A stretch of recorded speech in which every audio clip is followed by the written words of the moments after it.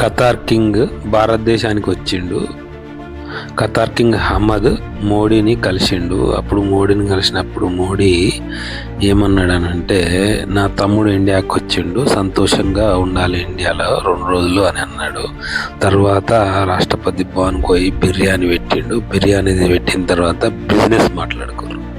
ఆ బిజినెస్లో ఏం మాట్లాడుకుర్రు అంటే 2024-25కు 1.3 లక్షల కోట్ల బిజినెస్ జరగాలని మాట్లాడుకున్నారు. 2030 టార్గెట్ ఏంటంటే 2.6 లక్షల కోట్ల బిజినెస్ ఖతార్తో చేయాలని నిర్ణయించుకున్నారు.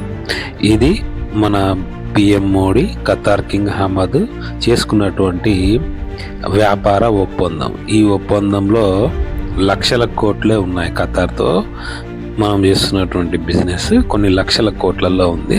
ఇది 2030 టార్గెట్గా నడుస్తున్నటువంటి దందా.